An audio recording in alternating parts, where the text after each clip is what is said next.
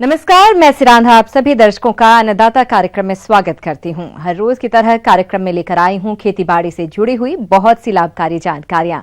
तो चलिए सबसे पहले देखते हैं क्या है आज विशेष आज के कार्यक्रम में। देश के बहुत से किसान भाई अधिक मेहनत और लागत लगाकर भी अच्छी आमदनी नहीं ले पाते हैं, लेकिन वहीं ऐसे भी किसान हैं जो कृषि की नई तकनीकों को अपनाकर अच्छी आमदनी ले रहे हैं। ऐसे ही एक प्रगतिशील किसान हैं मध्य प्रदेश भोपाल जिले के विष्णु माली, जो धनिया की खेती करके अच्छी आमदनी कमा रहे हैं। तो चलिए जानते हैं इनके अनुभवों को। जैसे सभी सब्जियां उगाता हूं, तो इस बार मैंने किसान भाई धनिया की खेती करी है। तो धनिया मैंने करीब 1 से 1.5 एकड़ में धनिया की खेती करी है किसान भाइयों।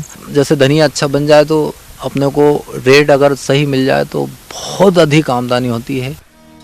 इस किसान ने धनिया पत्तियों की खेती करके प्रति एकड़ से कितना उत्पादन प्राप्त किया है तथा उस उत्पादन को बेचने के बाद प्राप्त आय में से कुल खर्च को घटाने पर इन्हें शुद्ध लाभ कितना मिला, इसकी जानकारी लेते हैं खुद इन्हीं से। 6 से 7 दिन में धनिया बेचते बेचते हो गया। अभी 2.5 से 3 कुंटल मेरा 6 से 7 हज़ार रुपये का धनिया जो बिक रहा है। अभी इस समय मेरा धनिया 2 से 3 दिन और अभी इतना निकलेगा तो किसान भाई मेरा 48-50 हज़ार रुपये का पूरा इसकी आय शुद्ध आय हो जाएगी। और इसके साथ साथ जैसे खर्च मैंने आपको खर्च में बताया, जैसे ज़मीन की तैयारी है, खाद है, बीज है, उसके साथ साथ निंदाई गुड़ाइयाँ हैं, कुछ दवाइयाँ हैं, कुछ फंगीसाइड जैसे आ जाता है तो नियंत्रण, ऐसे करके 15 हज़ार रुपये का इसको खर्च आता है किसान भाइयों। तो अभी हमारा धनिया 40 रुपये, कभी 35 रुपये, कभी 45 रुपये, कभी 50 रुपये बिक रहा है। तो इस हिसाब से हमको बहुत अच्छा रेट मिल रहा है दिल्ली मंडी में। तो इस तरह से ये जैसे तुड़ाई में मज़दूर लगते हैं, हमारे उखलाई में मज़दूर लगते हैं, तो ये मज़दूर का खर्च, लोडिंग का खर्च और वहाँ जो उनको कमीशन लगता है, ट्रेन का जो हमारा भाड़ा लगता है, ये करीब 10 से 12 रुपये केजी जो हमारा खर्च आता है, उस खर्च को हम उसी में वहीं काट के हमारा धनिया का जो रेट हमें कभी 25 रुपये मिल जाता है, कभी 22 रुपये मिल जाता है। इस तरह से किसान भाइयों कभी 2.5 कुंटल, कभी 3 कुंटल पर डे हमारा धनिया जो है, मेरे को 7 रोज हो गए हैं आज धनिया का, करीब अभी 3 से 4 दिन और लग जाएंगे। तो इस तरह से किसान भाइयों 1 एकड़ में धनिया 48,000 से 50,000 रुपये का मेरा एक एकड़ का धनिया जो है, जिसमें से 15,000 रुपये काटता हूँ तो 33,000 रुपये मेरे को 1 एकड़ से धनिया की फसल में मेरे को प्राप्त होने की उम्मीद है किसान भाइयों। कोई भी फसल ऐसी नहीं है जो इतना पैसा फसल में से 2 महीने में अपन को दे सकती। 6 बजे से मैंने धनिया की तुड़ाई करवाई, तो मतलब 12 बजे तक हमने कंप्लीट, कम से कम नहीं तो 2 से 3 कुंटल धनिया हमने कंप्लीट कर लिया। धनिया की तैयारी ले आने के गर्म हो जाता है, ये ज़्यादा पुट्टल बांध दी अपन ने और बाहर जैसे ले गए 6 से 7 घंटे अगर बंधा रहा तो ये गर्म हो जाता। उसके लिए हल्का सा बीच में जैसे ऐसे जमाए, गोल तरफ से जमाए और बीच में एक बर्फ़ की डिल्ली अच्छी पॉलीथीन में लेके उसको जड़ों के ऊपर रखा जाता है, रख के और उसको अच्छे से गठड़ी बांध के गीली पल्लियाँ करके और उसको अच्छे से ऐसी गट्ठियाँ बना ली हमने 15-15 किलो की। ऐसे करके उसको आटो में 2 पार्टीशन करके ले जाते हैं ताकि धनिया दबे ना। और जैसे दिल्ली हम भेज रहे हैं, जब ये शताब्दी जो आती है दिल्ली से यहाँ आ जाती है 1:30 बजे 2 बजे और 2:30 बजे यहाँ से जाती, तो हमारा शाम को जो धनिया, शाम की मंडी है तो उससे वहाँ पहुँच रहा और फ़ोन पे हमारा संपर्क हो जाता है कि इतना हमने धनिया भेजा है और उनको शाम को हम पूछ भी लेते हैं कि क्या भाव बिका। किसान भाइयों कभी 2.5 कुंटल, कभी 3 कुंटल पर डे हमारा धनिया जो है 6,000-7,000 पर डे का धनिया। मेरे को 7 रोज हो गए हैं आज धनिया का, करीब अभी 3 से 4 दिन और लग जाएंगे। तो इस तरह से किसान भाइयों 1 एकड़ में धनिया 48,000 से 50,000 रुपये का मेरा एक एकड़ का धनिया जो है।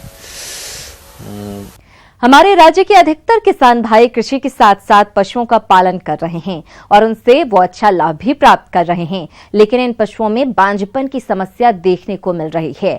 इसलिए इस समस्या को पहचान कर कैसे कराएं इसका निदान, इस विषय पर विस्तार से जानकारी के लिए मिलते हैं डॉक्टर SP सिंह त्यागी से।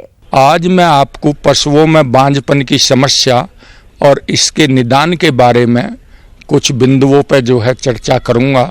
यदि हमारे किसान भाई इन पर ध्यान रखते हैं तो इनको जो है कम से कम ये समस्या होगी और जो है उन्हें जो है अच्छा दुग्ध उत्पादन मिलेगा और हर साल जो है वो बच्चे मिलते कि पशु के जो है जो प्रजनन के अंग हैं उनमें ही कमी हो, उसके गोनाड्स या ओवरी वो ठीक से डेवलप ना हो, या हार्मोन्स की कमी हो कई बार जो है, या जो है ज़्यादातर जो समस्या है वो किसान भाई हमारे जो है खनिज मिश्रण जो है पशुओं को नहीं देते हैं। और इस खनिज मिश्रण की जो है बड़ी उपयोगिता है कि उन्हें जो है खनिज मिश्रण का प्रयोग अवश्य करना चाहिए कि जिससे जो है जानवरों की वो बनी रहे। तो देखिए इसमें जो है पहली बात आती है कि जो पशु पहली बार ही ब्याने वाला है, अगर वो शिकार है बांझपन का या कोई दिक्कत है तो आप अपने पशु चिकित्सक से जो है सलाह लें कि उसमें कोई भी कमी हो सकती है, वो स्ट्रक्चरल डिफेक्ट्स हो सकते हैं या और कमियां हो सकती हैं। लेकिन जो पशु एक दो बार बच्चा दे चुके हैं और उनमें किसी तरह की दिक्कत ना हो, उसके लिए ये है कि पहली बात जब भी हमारा जानवर बच्चा देता है तो अधिकतर किसान भाई हमारे जो हैं वो उसके गर्भाशय की सफाई नहीं कराते। तो सफाई ना कराने की वजह से वो बहुत दिन तक मैल फेंकता रहता और उसकी वजह से गाभिन होने में दिक्कत करता। तो देखिए जब हमारा पशु बच्चा देता तो उसके 4 घंटे बाद ही हमें जो है जो गर्भाशय की सफाई करने वाली दवाइयाँ हैं जैसे यूट्रोटोन है, हार्मोटोन है या इंडियन हर्ब्स की एक हर्बल दवाई है रिप्लेंटा, इनका प्रयोग जो है लगातार 5 दिन तक करना है। इससे जो है गर्भाशय की पूरी सफाई हो जाएगी और हमारा पशु जो है वो आगे के लिए जो है तैयार हो जाएगा। दूसरी बात जो बांझपन में खास तौर से आती है, किसान भाई बताते रहते हैं कि हमारे पशु हीट में ही नहीं आ रहे और हीट में आते हैं तो वो रुकते नहीं हैं।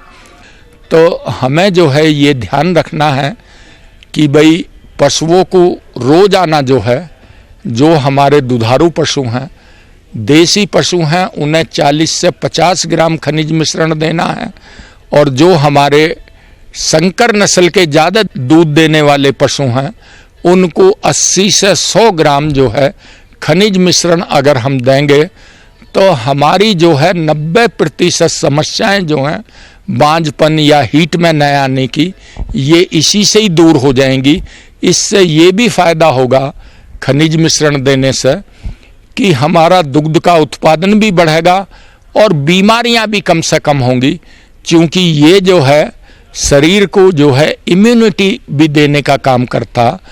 तो इससे हमारे पशु बीमार भी कम होंगे।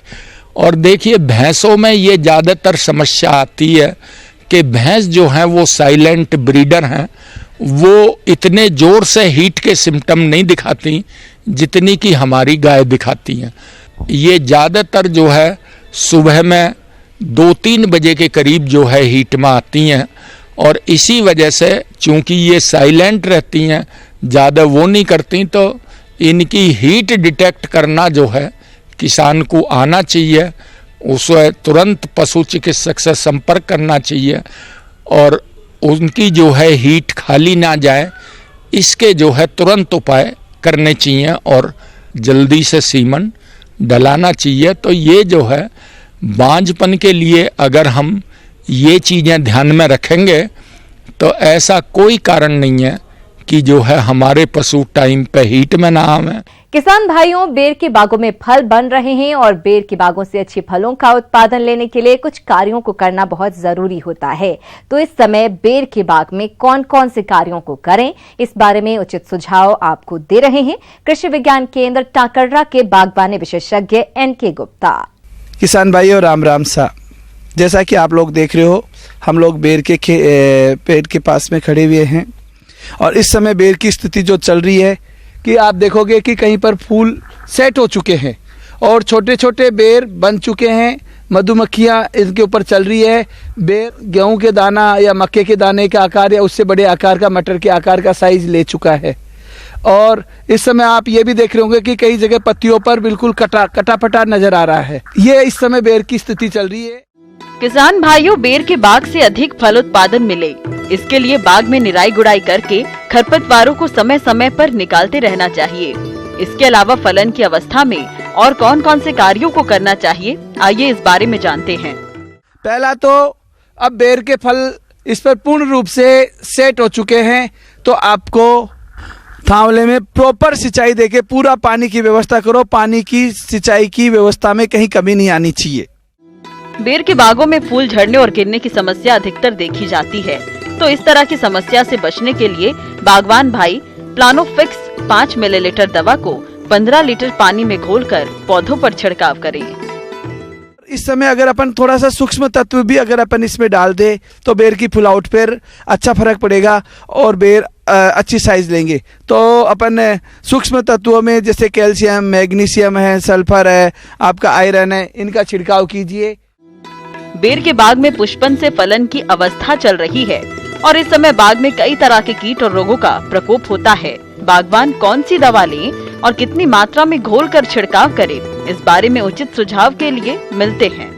ये जो आपको जो कटी फटी पत्तियां दिख रही है, इसका मतलब इसमें कोई कीड़ा है जो आप इनकी पत्तियों को काट रहा है। तो इस पर अपन को एंडोक्साकार्प है, मिथाइल डिमेटोन है, 1 ml प्रति लीटर का छिड़काव करो। ये जो बेर को काने होने से जो फल मक्खी से भी आप बचाव कर सकते हो। नंबर 3 बात, क्योंकि बदल हो रखे हैं इस समय, कुछ बदल हो रखे, बदल होने से बेर पे छाछा बीमारी आने की संभावना रहती है। तो छाछा आने के लिए केराथिन 1 ml प्रति लीटर की दर से आप छिड़काव करो, ताकि ये बदल हो जाए, बदल की वजह से ये प्रॉब्लम नहीं आए। ये अगर अपन रखते हैं तो हमारे को जो जनवरी फरवरी में बेर की फसल है वो निश्चित रूप से हमको एक अच्छी फसल प्राप्त होगी, और जब फसल अच्छी प्राप्त होगी तो हमारी आय में भी वृद्धि होगी। जॉन डियर अन्नदाता हेल्पलाइन निःशुल्क फोन संपर्क सेवा के माध्यम से आपके द्वारा पूछे गए प्रश्नों में से 1 या 2 महत्वपूर्ण प्रश्न को हम अपने कार्यक्रम में शामिल करते हैं। इसी के तहत आज का चयनित प्रश्न और उसका जवाब इस प्रकार है। अन्नदाता निःशुल्क फोन संपर्क सेवा के माध्यम से पूछे गए प्रश्नों में से आज हमने जिस प्रश्न को कार्यक्रम में शामिल किया है उसे पूछा है ग्राम देवनगर, जिला जोधपुर के कृषक सर्वेश कुमार ने। यह रिजका की उन्नत किस्में और बुवाई तकनीक के बारे में जानकारी चाहते हैं। तो सर्वेश कुमार जी, आपकी जानकारी के लिए प्रस्तुत है कार्यक्रम का यह अंश। रिजका हरे चारे की एक महत्वपूर्ण दलहनी फसल है, जिसे पशुओं के लिए हरे चारे की पूर्ति हेतु उगाया जाता है। अगर अच्छे जल निकास की व्यवस्था है तो दोमट भूमि, जिसकी जलधारा क्षमता अधिक हो, सर्वोत्तम मानी जाती है। खेत की मिट्टी पलटने वाले हल से जुताई करके 1 या 2 बार देशी हल या हैरो चलाना चाहिए। फिर 3 से 4 बार अच्छी जुताई करके खेत को समतल कर लेना चाहिए। रिजके की अनेक उन्नत किस्में उपलब्ध है जिनमें अधिक चारा प्राप्त किया जा सकता है, जिनमें इगफ्री 244, आनंद 2, टाइप 8, टाइप 9, LL3, LL5 आदि किस्में का बीज काम में लेना चाहिए। किसान भाइयों, रिजके की फसल में खाद उर्वरकों की बात करें तो खेत तैयार करते समय ही 10 से 15 टन प्रति हेक्टेयर के हिसाब से गोबर की खाद खेत में अच्छी तरह मिला देनी चाहिए। और अंतिम जुताई करते समय खेत में 20 किलोग्राम नाइट्रोजन तथा 80 किलोग्राम फास्फोरस प्रति हेक्टेयर के हिसाब से मिलाना चाहिए। और किसान भाइयों, रिजके में अमरबेल का प्रकोप भी देखा गया है। जब कटाई करें रिजके की किसान भाई, तो उसमें अमरबेल के तंतुओं को न रहने दें, उनको बाहर निकालें अथवा रासायनिक पैराक्वाट नामक रसायन का 0.1% का स्प्रे करें, जिससे अमरबेल का रुकाव हो सके। प्रथम चारे की कटाई 55 से 60 दिन पर करनी चाहिए और इसके बाद 40 दिन के अंतर से कटाई करते रहना चाहिए। कटाई करते समय ये ध्यान रखें कि 5 से 7 सेंटीमीटर ऊपर से कटाई करें, जिससे इसका मुकुट भाग न कट पाए। इस प्रकार 7 से 8 कटाई करके फसल ली जा सकती है रिजके की। किसान भाइयों, हम अधिक से अधिक चारे के लिए रिजके के उन्नत प्रभावी बिंदुओं को अनुसरण करके अधिक से अधिक उत्पादन ले सकते हैं। इसी कड़ी में जो दूसरा प्रश्न कार्यक्रम में शामिल किया है उसे पूछा है ग्राम हाजीपुरा, जिला कोटा के कृषक बंसी लाल ने। यह बदलते मौसम में भेड़ बकरियों की देखरेख कैसे करें, इस विषय पर जानकारी चाहते हैं। तो बंसी लाल जी, आपकी जानकारी के लिए प्रस्तुत है कार्यक्रम का यह अंश। किसान भाइयों राम राम। आज हमारी चर्चा का विषय है बकरी पालन या उनके खान पान के प्रबंधन के बारे में हम चर्चा करेंगे। जैसा कि आप सभी लोग जानते हैं कि बदलते हुए दौर में आजकल हमारी आवश्यकता हो गई कि हम अपने आहार को सिक्योर करें, तो उसके लिए जो बकरी पालन है वो हर किसान के लिए काफ़ी लाभदायक होता है। इनकी देखभाल करना आसान है और कम पैसे से ये व्यवसाय स्टार्ट किया जा सकता है। इनकी देखभाल हम कैसे करें, इसके बारे में हम चर्चा करें। चाहिए बकरियां आसानी से रह सकती हैं, इनकी बहुत विशेष देखभाल करने की आवश्यकता नहीं होती है।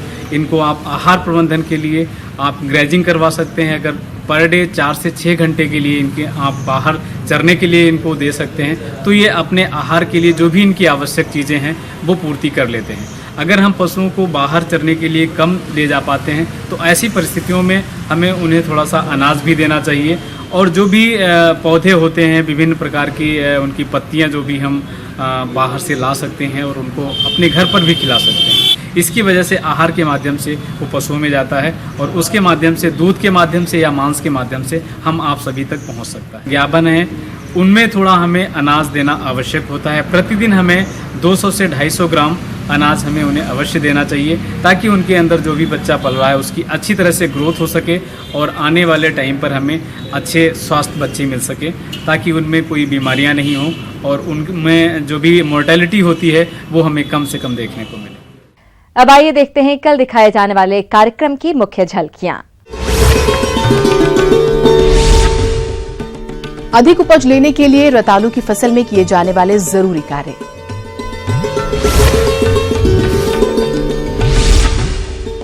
हरे चारे की किल्लत दूर करने के लिए लगाए नेपियर घास।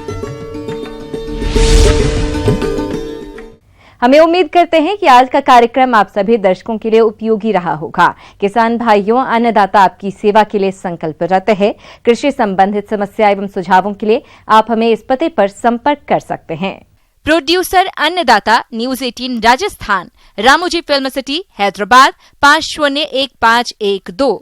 साथ ही आप हमें ईमेल भी कर सकते हैं। हमारा ईमेल है p18अन्नदाता-राजस्थान@nw18.com।